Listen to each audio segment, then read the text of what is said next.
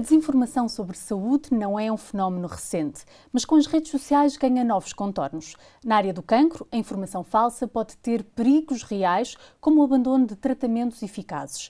É sobre isso que falamos com António Parreira, diretor clínico do Centro Clínico da Champalimau, ele que está hoje no Vital, um podcast feito pelo Viral e pelo Polígrafo em parceria com a Fundação Champalimau. António Parreira, obrigada por ter aceitado o nosso convite para estar aqui hoje. Começou a exercer nos anos 70. O que é que mudou na desinformação sobre cancro desde aí até então? Pois, bom dia. Muito obrigado pelo convite. É um gosto estar aqui convosco. A desinformação sobre cancro sempre foi muito um problema sério desde há muitos anos. Há muitas décadas que a informação sobre cancro era pouca, muito pouca na população em geral.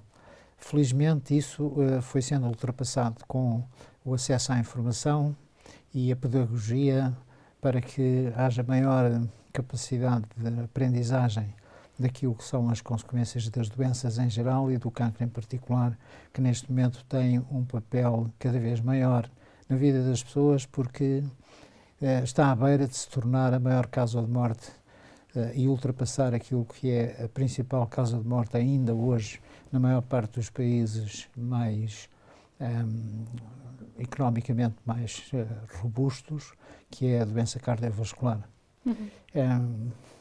Há muitos anos era muito difícil falar de cancro, era como se fosse uma noção tabu. Eu lembro-me, no início da minha carreira profissional, de ser confrontado com frequência com uma retração enorme em usar a palavra cancro e em falar da doença cancro em geral, porque havia muito esta noção de que cancro significa sofrimento, significa morte precoce e, portanto, havia que evitar. Hoje em dia, felizmente, a população está muito mais familiarizada e conhecedora de problemas relacionados com a saúde em geral e o cancro em particular. Contudo, é uma área fértil para a desinformação e para a tentativa de fazer passar noções, muitas vezes na busca de soluções de tratamento muito eficazes com coisas simples e relativamente acessíveis, e isso depois é muito amplificado nas redes sociais atualmente. E quais são os principais mitos ou ideias errados que circulam na sociedade e quais são os que mais frequentemente chegam aos consultórios dos médicos?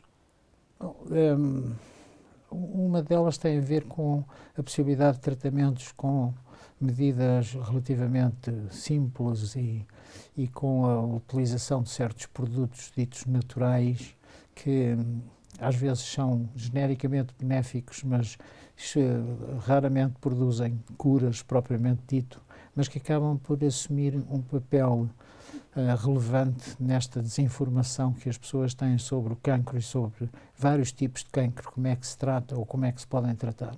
Claro que isso tem muito a ver também com a existência de pessoas que procuram convencer os doentes e as respectivas famílias de capacidades nessa área do tratamento por interesses meramente comerciais. E muitas vezes isso conduz a situações muito más do ponto de vista pessoal para os doentes e das respectivas famílias, e há mesmo crenças e mitos de que a causa do cancro é isto, aquilo ou aquilo outro, coisas que obviamente não têm nenhum fundamento científico, ou então soluções de tratamentos simples, como sejam produtos naturais que se tomam, ou medicinas de natureza paralela, que hoje em dia são muito amplificadas nas redes sociais, mais até do que o conhecimento real e científico, porque esse é de mais difícil acesso e portanto, torna-se mais complexo e, às vezes, a própria confrontação da doença e das suas consequências negativas,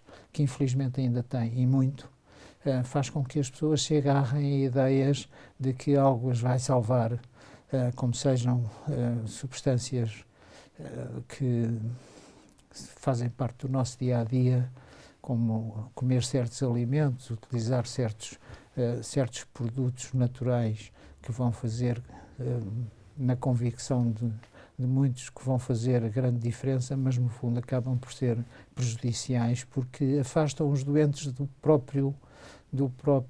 própria medicina de base realista e científica, que é aquela que nós praticamos, no fundo, não é? Nós médicos, estou falando. E é por isso que a área do cancro é um terreno tão fértil para a desinformação? O que é que torna estas falsas soluções tão apelativas para quem recebe um diagnóstico? Porque o diagnóstico de cancro, em geral, é de facto associado, e é realista isso, a variados tipos de sofrimento e uma morte anunciada. E isso é uma coisa que as pessoas repudiam.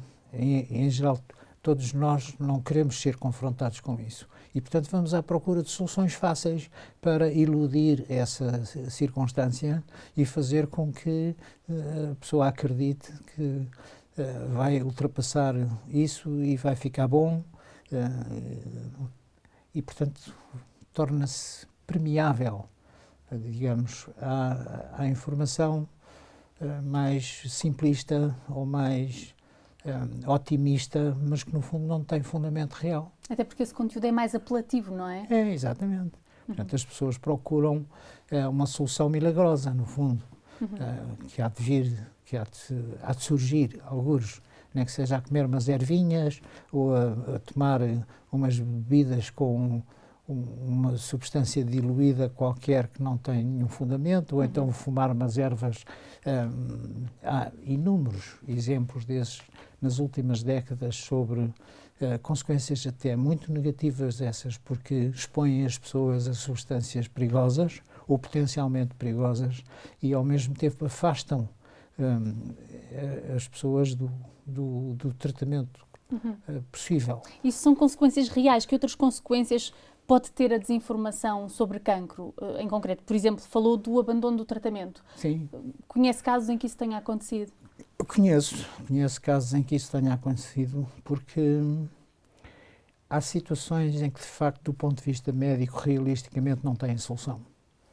Ou os tratamentos não são suficientemente eficazes para fazerem com que a pessoa recupere, ganhe saúde, qualidade de vida, antes pelo contrário, não é? É uma doença, muitas vezes, infelizmente, maligna, no sentido real do termo, conduz à morte. E enfrentar essa situação é sempre muito difícil. E, portanto, as pessoas procuram soluções mais simples. E, portanto, ao fazerem isso, muitas vezes afastam-se de uma possibilidade de um tratamento que, não sendo curativo, conseguiria prolongar a vida com qualidade de vida. E isso acontece hoje em dia em muitos tipos de cancro. É uma noção que ainda muita gente não tem. O tratamento do cancro, o diagnóstico do cancro evoluiu muitíssimo nos últimos 50 anos e, em particular, nos últimos 20 anos, o crescimento do conhecimento científico nessa área tem sido absolutamente explosivo. E, portanto, há muitos tipos de cancro que hoje em dia são tratados com eficácia e proporcionam sobrevivências muito longas com boa qualidade de vida. Ou seja, por outras palavras, transformam-se muitos cancros em doença crónica. E, portanto, isto faz com que a incidência de cancro está, de facto, a aumentar, por um conjunto variado de razões que nos levaria a uma conversa mais longa, mas, além disso, há um aumento muito significativo da prevalência de cancro, isto é, em qualquer ambiente, em qualquer reunião de pessoas, muitas vezes há uma proporção razoável, 10, 15, 20% dessas pessoas têm uma forma qualquer de cancro, ou estão a ser tratadas de uma forma qualquer de cancro, mesmo que não se perceba. E isso é uma coisa que as pessoas têm que conhecer para que não fujam dessa possibilidade de ter um tratamento eficaz, mas a longo prazo, mesmo não sendo curativo, e procurem soluções mais fáceis promessas de cura que depois não são concretizadas porque são propostas por charlatões, por falsos médicos, e as pessoas facilmente acreditam, porque é mais fácil acreditar naquilo que é fácil, naquilo que está acessível, naquilo que... não é? Sim, além disso, algumas destas substâncias, destes suplementos naturais, por exemplo, até podem interferir com os tratamentos, não é? Pois podem.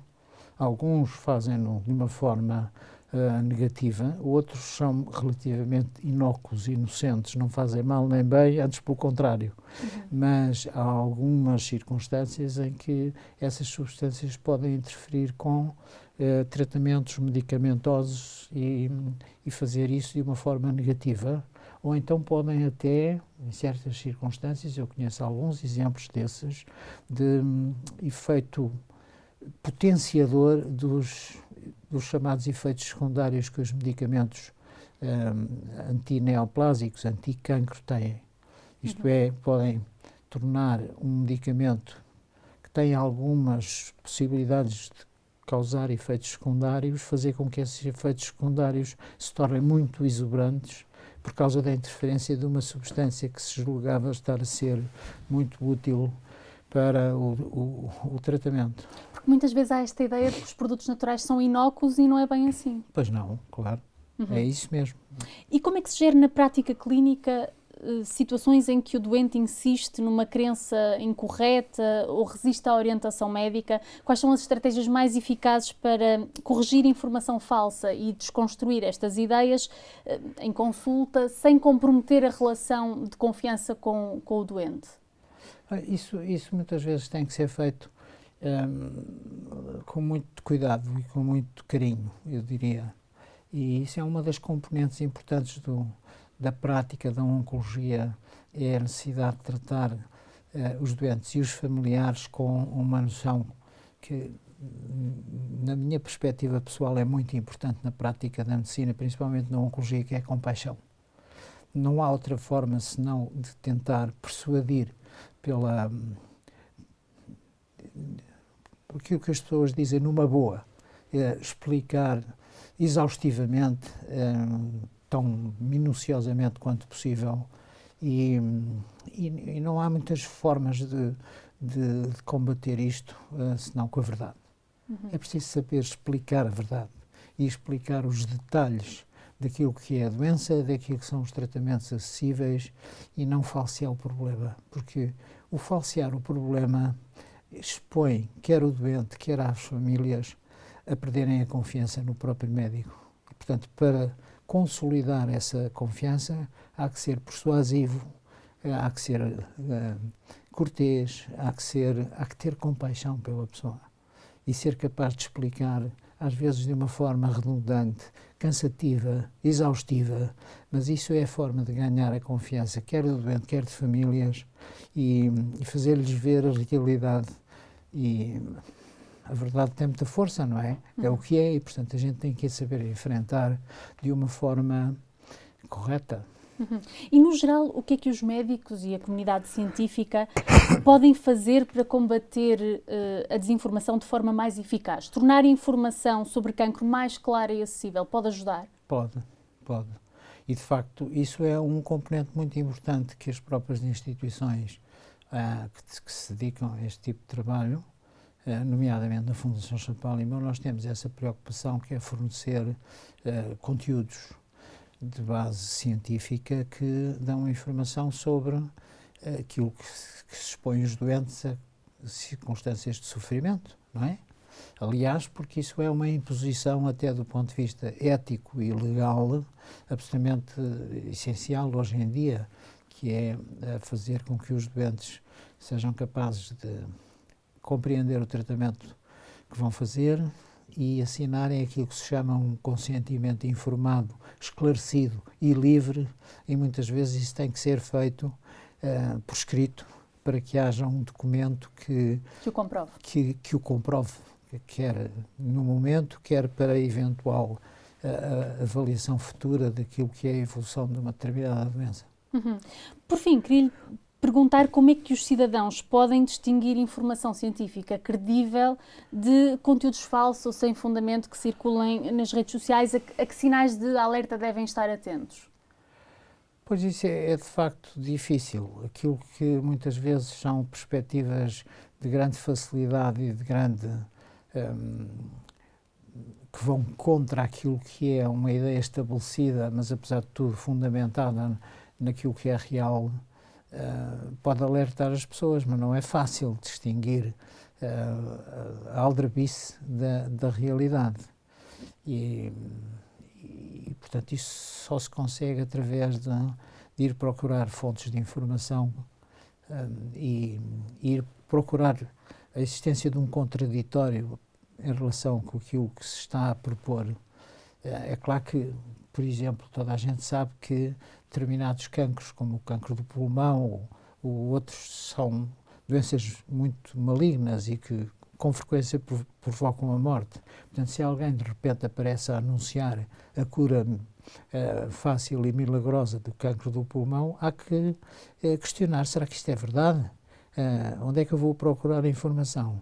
A informação tem que vir daquilo que são fontes fidedignas, quer sejam através de contacto com profissionais de saúde que são genericamente gente séria, ou através de fontes de informação que são disponíveis hoje em dia com muita facilidade e que têm origem em instituições credíveis.